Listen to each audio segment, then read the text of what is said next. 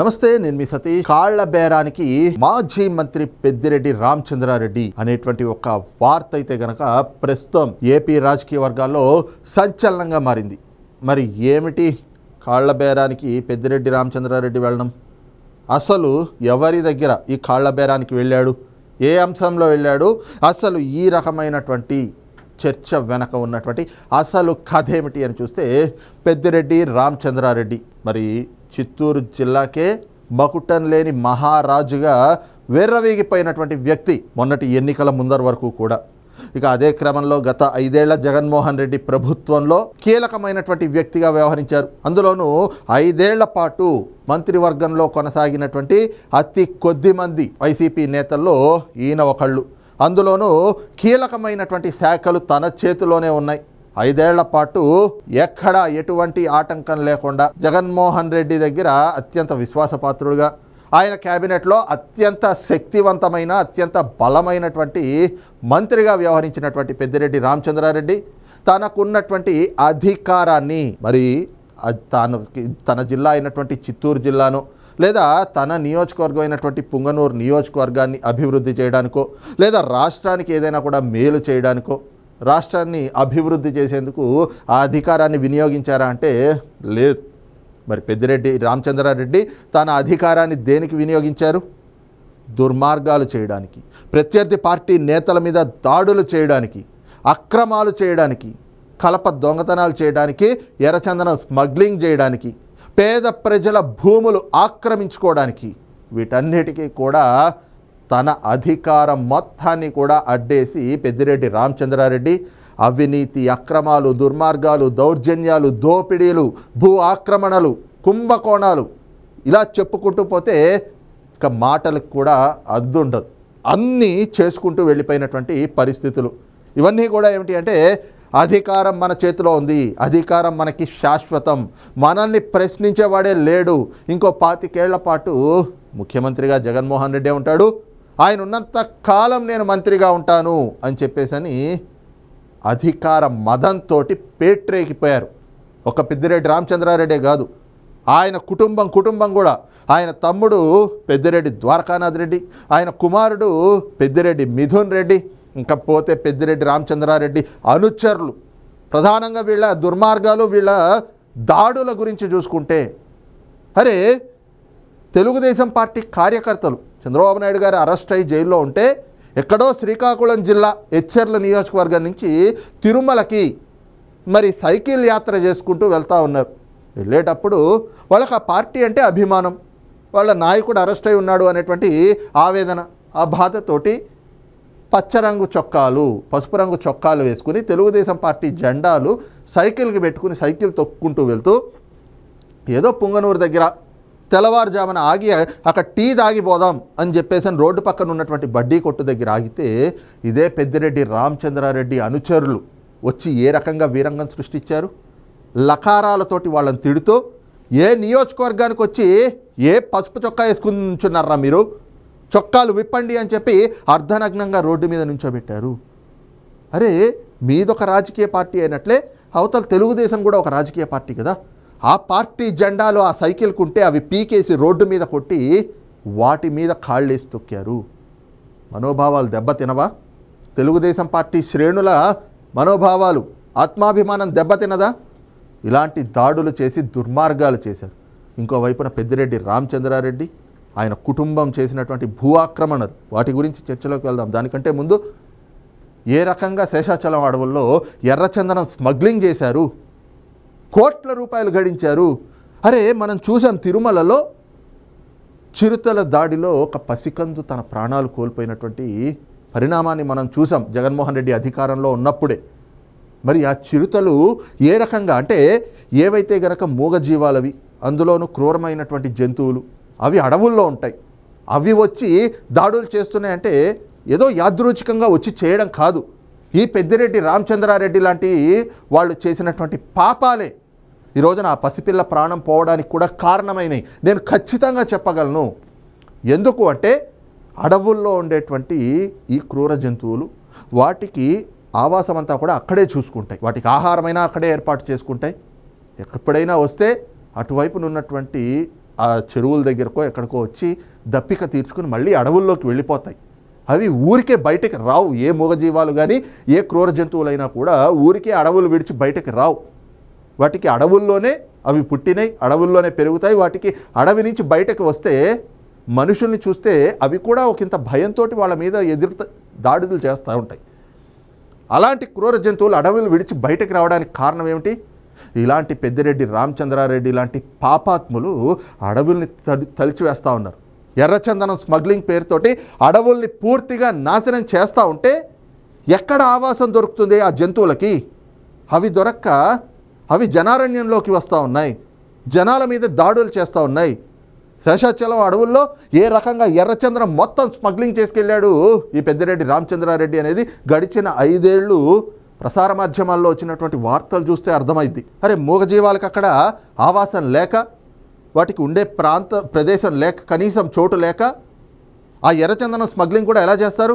ఎక్కడో తమిళనాడు నుంచి జనాల్ని తీసుకొచ్చి వాళ్ళని 15 రోజులు 25 రోజులు అక్కడే క్యాంప్ వేయించి వాళ్ళు అక్కడ నాటు బాంబులు పేలుస్తూ ఉంటారు. ఈ జంతువుల్ని బెదరగొట్టడానికి నాటు తుపాకీలతో కాలుస్తూ ఉంటారు గాలిలోకి, వాటిలోకి. ఇంకో పక్కన అర్ధరాత్రి నుంచి పట్టపగల వరకు కూడా మొత్తం చెట్లన్నీ నరికేసుకుంటూ ఉంటారు. ఆ శబ్దాలు, ఆ నాటు బాంబులు, వీటికి మూగజీవాలు పారిపోతాయి అక్కడి నుంచి. క్రూర జంతువులు కూడా అడవులు విడిచి జనారణ్యంలోకి వచ్చేటువంటి పరిస్థితి. అలా వచ్చినటువంటి చిరుతల దాడిలోనే తిరుమల మెట్ల మార్గం, నడక మార్గంలో వెళ్ళేటువంటి ఒక పసికందు తన ప్రాణం కోల్పోయినటువంటి పరిస్థితి. ఆ పాపం పెద్దిరెడ్డి కుటుంబానికే చుట్టుకుంటుంది. ఈరోజు పెద్దిరెడ్డి రామచంద్రారెడ్డికే చుట్టుకుంటుంది ఖచ్చితంగా. ఇంకో పక్కన చూస్తే పెద్దిరెడ్డి కుటుంబం వాళ్ళు వీళ్ళు అని లేరు. ఆఖరికి పెద్దిరెడ్డి రామచంద్రారెడ్డి, ఆయన సతీమణి, ఆయన సోదరుడు, ఆయన కొడుకు అందరూ భూ ఆక్రమణలు. పెద్దిరెడ్డి కుటుంబం కన్ను పడిందంటే చాలు ఈ రోజున ఆ భూములు వాళ్ళ హస్తగతం అవ్వాలి. ఏ భూములు వదలలేదు, అటవీ భూములు వదలలేదు, పేద ప్రజల భూములు వదలలేదు, ఆఖరికి మఠం భూములు కూడా వదలలేదు.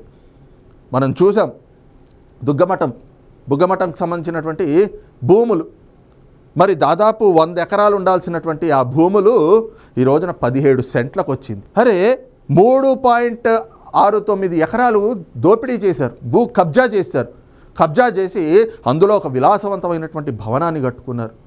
పైగా ఆ పక్కనే పార్టీ కార్యాలయం, ఇంకో పక్కన గోశాల, ఇంకో పక్కన గుడి, ఇంకో పక్కన గోగ్రాస్ కోసం అని చెప్పేసని, ఆ గోవులకు ఆహారం అని చెప్పేసని, గడ్డిని పెంచేందుకు అని చెప్పి స్థలం, ఇవన్నీ పెట్టుకుని తన ప్యాలెస్ ఏదైతే కట్టుకున్నాడో దాన్ని సంరక్షించుకుంటా ఉన్నాడు.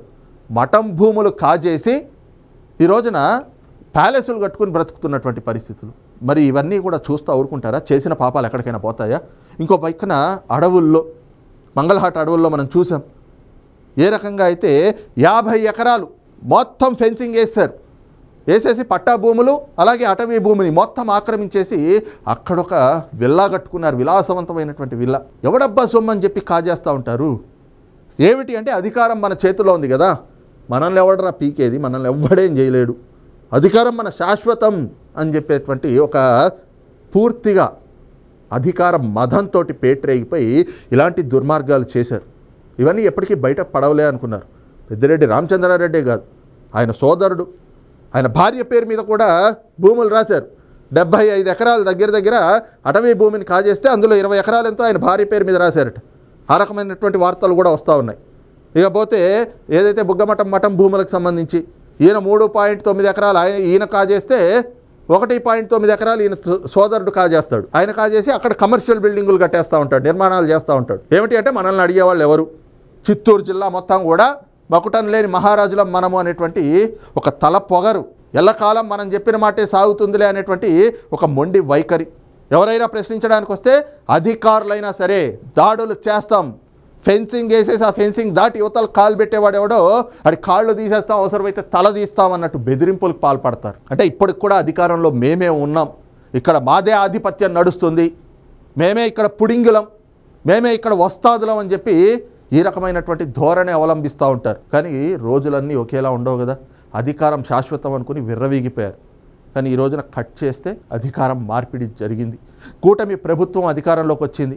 మరి పెద్దిరెడ్డి కుటుంబం చేసినటువంటి అవినీతి అక్రమాలు ఒక్కొక్కటి బయటకు తీస్తూ ఉంటే ఈయన సోదరుడు, ఈయన కుటుంబ సభ్యులు, ఈయన కుమారుడు పెద్దిరెడ్డి మిథున్ రెడ్డి ఆయన చేసినటువంటి అరాచకాలు, ఆయన ఎన్ని భూములు కాజేశాడు, ఈయన అనుచరులు ఎన్ని భూములు కాజేశారు, వీళ్ళ కుటుంబము వీళ్ళ అనుచరుల కన్ను పడిందంటే అది పేదవాడి భూమి దగ్గర నుంచి ప్రభుత్వ భూమి వరకు ఏదైనా కూడా వాళ్ళ పేర్ల మీదకి ట్రాన్స్ఫర్ అయిపోవాల్సిందే. రిజిస్ట్రేషన్లు రాయించేసుకుంటారు, చేయించేసుకుంటారు. అక్రమ మార్గాల్లో అవన్నీ కూడా వాళ్ళ పేర్ల మీదకి మార్పించేసుకుంటారు. మిథున్ రెడ్డి ఇలాగే చేసుకుంటూ వచ్చాడు. పెద్దిరెడ్డి ద్వారకానాథ్ రెడ్డి అలాగే చేసుకుంటూ వచ్చాడు. పెద్దిరెడ్డి స్వర్ణలత, పెద్దిరెడ్డి రామచంద్రారెడ్డి గారి సతీమణి, ఆవిడ పేరు మీద కూడా ఎకరాలు, వందల ఎకరాలు, వేల ఎకరాలు ఎక్కడి నుంచి వచ్చినాయి? రాజకీయాల్లోకి రాకముందు కనీసం ఒక 2 వీలర్ కొనుక్కునే స్తోమత లేని, ఆర్థిక స్తోమత లేని పెద్దిరెడ్డి రామచంద్రారెడ్డి ఈ రోజున వేల కోట్ల ఆస్తులకి పడగలెత్తాడంటే ఎక్కడి నుంచి వచ్చినాయి ఇవన్నీ కూడా? చిత్తూరు జిల్లాలో ఏ మారు మూలకెళ్ళి ఏ చంటి బిడ్డను అడిగినా కూడా పెద్దిరెడ్డి రామచంద్రారెడ్డి అరాచకాల గురించి, అవినీతి గురించి కథలుగా చెప్తారు. కానీ ఇవన్నీ అధికారం శాశ్వతం అనుకుని చేశారు. ఈ రోజున అధికారం మార్పిడి జరిగింది. కూటమి ప్రభుత్వం అధికారంలోకి వచ్చాక వైఎస్ఆర్ కాంగ్రెస్ పార్టీలో గడిచిన 5 ఏళ్ళు ప్రతి ఒక్కళ్ళు ఏ రకమైనటువంటి అరాచకాలు చేశారు, ఎలాంటి అవినీతి అక్రమాలు చేశారు అన్నీ కూడా బయట పెట్టేటువంటి చర్యలకు పూనుకుంటా ఉన్నారు. ఈ క్రమంలో పెద్దిరెడ్డి రామచంద్రారెడ్డి, ఆయన కుటుంబ సభ్యులు చేసిన భూ ఆక్రమణలు, మఠం భూములు, పేద ప్రజల భూములు, ప్రభుత్వ భూములు, అటవీ భూములు, పట్టా భూములు దోచేసిన వాటన్నిటినీ కూడా లెక్క తీస్తూ ఉన్నారు. ఇంకో పక్కన ఈయన కుమారుడు పెద్దిరెడ్డి మిథున్ రెడ్డి, ఆయన ఒక అద్భుతమైనటువంటి కేసులో, ఈ భూముల ఆక్రమణలు ఈ కేసుల్లోనే కాదు, మద్యం కుంభకోణం అన్నిట్లో కూడా అన్నీ తానే నడిపించాడు పెద్దిరెడ్డి మిథున్ రెడ్డి. ఆయనే మొత్తం కింగ్ మేకర్ ఆయనే అనేటువంటిది ఈ రోజున సిట్ అధికారులు కూడా తేలుస్తూ ఉన్నారు. ఏ రకంగా డిస్టిలరీల యజమానుల్ని బెదిరించి వాళ్ళ దగ్గర నుంచి కిక్ బ్యాక్స్ తెప్పించుకున్నారు, కమిషన్లు ఎలా తీసుకున్నారు, అసలు డిస్టిలరీలకి ఇండెంట్ ఇవ్వడానికి, వాళ్ళకి ఆర్డర్లు ఇవ్వడానికి అప్పటి వరకు ఉన్నటువంటి ఆటోమేటిక్ సిస్టమ్ని ఎలా రద్దు చేసి మాన్యువల్ సిస్టమ్ని తీసుకొచ్చి ఏ రకంగా వాళ్ళకే ఆర్డర్లు అధికంగా, తమది అనుకున్నటువంటి డిస్టిలరీలకు మాత్రమే అధికంగా ఆర్డర్లు ఇచ్చుకుంటూ వాళ్ళ దగ్గర నుంచి ఎలాగా కమిషన్లు తెచ్చుకున్నారు, కేసిరెడ్డి రాజ్తో కలిసి ఏ రకంగా అన్నీ తానే అయి కింగ్ మేకర్ అయి ఈ రోజున మిథున్ రెడ్డి మొత్తం తానై ఈ లిక్కర్ కుంభకోణాన్ని నడిపించాడు. మరి తమకి అనుకూలంగా తమకి కమిషన్లు ఇచ్చేటువంటి కంపెనీలకి మాత్రమే అనుమతులు ఇస్తూ, ఆ డిస్టిలరీలకు మాత్రమే అనుమతులు ఇస్తూ, వాళ్ళకే అధికంగా ఆర్డర్లు ఇస్తూ, అలాగా కమిషన్లు ఇవ్వడానికి నిరాకరించినటువంటి డిస్టిలరీలకి అసలు ఆర్డర్లే ఇవ్వకుండా ఏ రకంగా గడిచిన 5 ఏళ్ళు ఈ మద్యం కుంభకోణం పేరుతోటి వేల కోట్ల రూపాయలు కిక్ బ్యాక్స్ రూపంలో, కమిషన్ల రూపంలో దండుకున్నారు. వాటన్నిటినీ కూడా బిగ్ బాస్కి చేరవేయడంలో పెద్దిరెడ్డి మిథున్ రెడ్డిదే కీలక పాత్ర అనేటువంటిది ఈ రోజున రిమాండ్ రిపోర్ట్ల ఆధారంగా, అరెస్ట్ అయినటువంటి వాళ్ళ రిమాండ్ రిపోర్ట్లు కావచ్చు, వాళ్ళ వాంగ్మూలాలు, వాటి ఆధారంగా, అలాగే చేసినటువంటి దర్యాప్తు ఆధారంగా సిట్ అధికారులు తేలుస్తూ ఉన్నారు. అందుకే ఈ రోజున సుప్రీంకోర్టులో కూడా వాళ్ళు ఒక పిటిషన్ దాఖలు చేశారు. పెద్దిరెడ్డి మిథున్ రెడ్డికి ముందస్తు బెయిల్ ఇవ్వద్దు, ఎందుకంటే సాక్ష్యాలన్నీ కూడా దొరుకుతూ ఉన్నాయి, ఈయనే మొత్తం అంతా కూడా నడిపింది మద్యం కుంభకోణం అనేటువంటిది అది నిగ్గు తేలుస్తున్నటువంటి వైనం. మరి ఈ క్రమంలో ఆయనకి బెయిల్ నిరాకరించడంతో పాటుగా అతి త్వరలోనే పెద్దిరెడ్డి మిథున్ రెడ్డి కూడా అరెస్ట్ కావడం ఖాయమనేటువంటి సంకేతాలు కనిపిస్తున్నటువంటి నేపథ్యంలో ఏ అటవీ భూములు, ఈ భూ ఆక్రమణలు, వీటి వ్యవహారంలో అంటే ఏదో రకంగా బెయిల్ తెచ్చుకుని తప్పించుకోవచ్చేమో కానీ మద్యం కుంభకోణం కేసులో మాత్రం మిథున్ రెడ్డి బయటకు వచ్చేటువంటి పరిస్థితి ఉండకపోగా, కన్విక్షన్ వస్తే రేపు న్యాయస్థానాల్లో వాళ్ళు చేసినటువంటి అవినీతి రుజువై శిక్ష ఖరారైతే రాజకీయ భవిష్యత్తు కూడా అది ప్రమాదకరం కాబోతా ఉంది. ఇది ఈ రోజున పెద్దిరెడ్డి రామచంద్రారెడ్డిని ఆవేదన చెందేలా చేస్తున్నటువంటి అంశం. అందుకని పెద్దిరెడ్డి రామచంద్రారెడ్డి ఈ రోజున కాళ్ల బేరానికి వెళ్తూ ఉన్నారట. అది కూడా ఎవరి దగ్గర అంటే కూటమి ప్రభుత్వాధినేత ముఖ్యమంత్రి చంద్రబాబు నాయుడు గారి దగ్గర కాళ్ల బేరానికి వెళ్తూ ఉన్నాడట. గతంలో మనం చూసాం, అంగళ్లలో అదే చంద్రబాబు నాయుడు గారి పైన దాడి చేయించినటువంటి వ్యక్తి రాళ్ల దాడి చేయించాడు. రౌడీ మూకలతోటి, గూండాలతోటి, వైసీపీ గూండాలతోటి, తన అనుచరులతోటి దాడి చేయించిన ఇదే పెద్దిరెడ్డి రామచంద్రారెడ్డి ఈ రోజున ముఖ్యమంత్రి చంద్రబాబు నాయుడు గారి దగ్గర కాళ్ల బేరానికి వెళ్తూ ఉన్నాడంట. నా కొడుకు చిన్న పిల్లాడయ్యా, వాడికి ఇంకా రాజకీయ భవిష్యత్తు చాలా ఉంది, కాబట్టి కాస్త వాడిని చూసి కనికరించండి, ఈ కేసులో అరెస్టు చేయకుండా చూడండి అని చెప్పేసి కాళ్ల బేరానికి వెళ్తూ ఉన్నారంట. అంటే వీళ్ళందరి మొండి ధైర్యం ఏమిటి అంటే, చంద్రబాబు నాయుడు గారంటే ఆయన అధికారంలోకి రాకముందు కొంత అగ్రెసివ్గా ఉన్నప్పటికీ కూడా వన్స్ అధికారంలోకి వచ్చాక ఆయనకి అభివృద్ధి, సంక్షేమం, ప్రజలు ఇవే కనిపిస్తూ ఉంటాయి. ఏ రకంగా పరిపాలన చేయాలి, ఏ రకంగా అభివృద్ధి చేయాలి, ఏ రకంగా సంక్షేమాన్ని అందించాలి, ఇవే ఆయన ఆలోచిస్తూ ఉంటాడు. ఆయనకు పెద్ద ఈ రాజకీయాల్లో మరి జరిగినటువంటి అంశాలు, ఆయనకు జరిగినటువంటి అవమానాలలో కూడా అధికారంలోకి వచ్చాక ఇవన్నీ మర్చిపోతాడు. అది ఆయనకి సర్వసాధారణం, అది ఆయనకు సహజంగా జరిగేటువంటి వ్యవహారం ఆయన దగ్గర. కాబట్టి ఏం కాదులే, ఆయన అధికారంలోకి వచ్చినా ఒక్కసారి మనం అయ్యా చూడండి అని చెప్పి బ్రతిమలాడితే ఒప్పేసుకుంటాడు. ఎందుకంటే సున్నిత మనస్కుడు చంద్రబాబు నాయుడు గారు అంటే కొంత సున్నిత మనస్కుడు, అందులోనూ కొంత విలువలు పాటించాలి, రాజకీయ కక్షలు ఉండకూడదు అని చెప్పేటువంటి వ్యక్తి. అది ఆయన ధోరణి, ఆయన వ్యవహార శైలి, అది సహజ వ్యవహార శైలి అది. కాబట్టి ఈ రోజున కాళ్ల బేరానికి వెళ్తే క్షమించి వదిలేస్తారులే అని చెప్పి చాలామంది భావించారు. వైఎస్ఆర్ కాంగ్రెస్ పార్టీ నేతలు కావచ్చు, వైసీపీతో అంటకాగినటువంటి అధికారులు కూడా కావచ్చు. కానీ చంద్రబాబు నాయుడు గారు ఎన్నికలకు ముందే చెప్పారు, ఈసారి చంద్రబాబు నాయుడిని వేరుగా చూస్తారు, ఎవ్వరూ కూడా తప్పులు చేసిన వాళ్ళని వదిలిపెట్టం, ప్రతి ఒక్కళ్ళని కాలర్ పట్టుకుని ఈడ్చుకొచ్చి చట్టం ముందు దోషులుగా నుంచోబెడతామని చంద్రబాబు నాయుడు గారు చెప్పారు. ఉదాహరణకి పిఎస్ఆర్ ఆంజనేయులు 5 ఏళ్ళు జగన్మోహన్ రెడ్డికి చెంచాలాగా పనిచేశాడు ఆ వ్యక్తి. చంద్రబాబు నాయుడు గారి దగ్గర గతంలో పనిచేసినటువంటి ఇదే పిఎస్ఆర్ ఆంజనేయులు జగన్మోహన్ రెడ్డి దగ్గరికి వెళ్ళేటప్పటికి ఎలాంటి అధికారి అయ్యాడు? అవినీతి అధికారిగా, అక్రమాలు చేసేటువంటి అధికారిగా, దుర్మార్గపు అధికారిగా పేరు తెచ్చుకున్నాడు. అయితే ప్రభుత్వం మారిన తర్వాత ఏముందిలే, చంద్రబాబు నాయుడు గారికి అధికారులు అంటే కొంత సాఫ్ట్ కార్నర్ ఉంటుంది, వెళ్ళి ఆయన దగ్గర అయ్యా సారీ సార్ అని చెప్పి చేతులు కట్టుకుంటే ఆయన క్షమించి వదిలేస్తాడు అని చెప్పి అనుకున్నారు. కానీ ఎన్నికలై రిజల్ట్స్ రాగానే చంద్రబాబు నాయుడు గారు ముఖ్యమంత్రి కాబోతున్నారు అనేటువంటిది ఖాయం కాగానే ఆయన కలుద్దామని వస్తే సెక్యూరిటీ వాళ్ళు గేటు దగ్గర నుంచే వెనక్కి పంపించేశారు పిఎస్ఆర్ ఆంజనేయుల్ని. ఆ ఉదంతంతో అర్థమైపోయింది వైసీపీ నేతలకు కూడా, చంద్రబాబు నాయుడు గారు నిజంగా మారారు, ఎక్కడా ఈసారి ఎవరిని వదిలిపెట్టేది లేదు. గడిచిన 5 ఏళ్ళు ఎలాంటి అరాచకం చేసి ఎలాంటి వేధింపులకు గురి చేశారో వాటన్నిటికీ ఈ రోజున చంద్రబాబు నాయుడు గారు సమాధానం చెప్పబోతా ఉన్నారు. దానికి పిఎస్ఆర్ ఆంజనేయులు ఉదంతమే ఒక ఉదాహరణ అనేది ఆ రోజునే అర్థమైంది.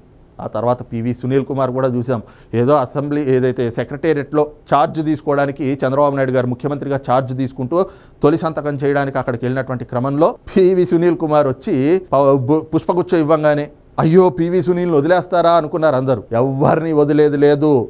చట్టాలని ఉల్లంఘించి నిబంధనలని అతిక్రమించి వ్యవహరించిన అధికారులనే కాదు, నాయకులనే కాదు, ఎవరిని వదిలేది లేదని ఈ రోజున మనం చూస్తున్నాం కదా. పిఎస్ఆర్ ఆంజనేయులు అరెస్ట్ అయ్యి జైల్లో ఉన్నాడు, పివి సునీల్ కుమార్ సస్పెండ్ అయ్యి సస్పెన్షన్లో ఉన్నాడు, అలాగే పెద్దిరెడ్డి రామచంద్రారెడ్డి కాళ్ల బేరానికి వెళ్తా ఉన్నాడంటే చాలా మందిలో కొన్ని అపోహలు ఉన్నాయి.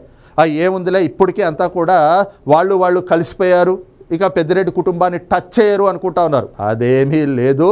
అటు పిఎస్ఆర్ ఆంజనేయులు అరెస్ట్ అయినట్లుగానే రేపు పెద్దిరెడ్డి మిథున్ రెడ్డి అరెస్ట్ అవుతాడు, పెద్దిరెడ్డి రామచంద్రారెడ్డి ఆయన చేసినటువంటి అరాచకాలకి ఆయన కూడా అరెస్ట్ అవుతాడు.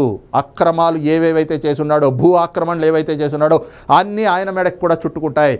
పెద్దిరెడ్డి మిథున్ రెడ్డి అరెస్టే కాదు, పెద్దిరెడ్డి రామచంద్రారెడ్డి, పెద్దిరెడ్డి ద్వారకానాథ్ రెడ్డి, ప్రతి ఒక్కళ్ళు అవినీతి అక్రమాలు చేసిన ప్రతి ఒక్కళ్ళు అరెస్ట్ అవుతారు. పిఎస్ఆర్ ఆంజనేయులే కాదు, పివి సునీల్ కుమార్, సంజయ్ సిఐడి మాజీ చీఫ్ సంజయ్ కూడా అరెస్ట్ అవుతారు. అలాంటి వాళ్ళు అరెస్ట్ లిస్ట్ ఇంకా పెద్దగా ఉండబోతా ఉంది అనేటువంటిది ఈ రోజున చాలా ఖచ్చితంగా కనిపిస్తూ ఉంది. చంద్రబాబు నాయుడు గారి దగ్గరికి కాళ్ల బేరానికి వెళ్ళినప్పటికీ ఆయన ససేమిరా అన్నారు, ఎక్కడా కూడా అవినీతి అక్రమాలు చేసిన వాళ్ళని వదిలిపెట్టేది లేదు, ఎవరిని కూడా ప్రోత్సహించేది లేదు, ఇలాంటి అక్రమాలు చేసిన వాళ్ళని ఉపేక్షించేది లేదు అని ఆయన కూడా ఖరాఖండిగా చెప్పారు. మరి ఈ నేపథ్యంలో రాబోయేటువంటి రోజుల్లో పెద్దిరెడ్డి ఆశలన్నీ కూడా ఇప్పటికే అడియాసలైపోయి అరెస్ట్ల పర్వంలో ఆయన కూడా ఉండబోతా ఉన్నారు అనేటువంటిదైతే కనుక రాజకీయ పరిశీలకుల నుంచి వినిపిస్తున్నటువంటి వాదన. మరి ఈ అంశంపైన మీ అభిప్రాయం ఏమిటనేటువంటిది కూడా కింద కామెంట్ సెక్షన్లో మెన్షన్ చేయండి. Thank you.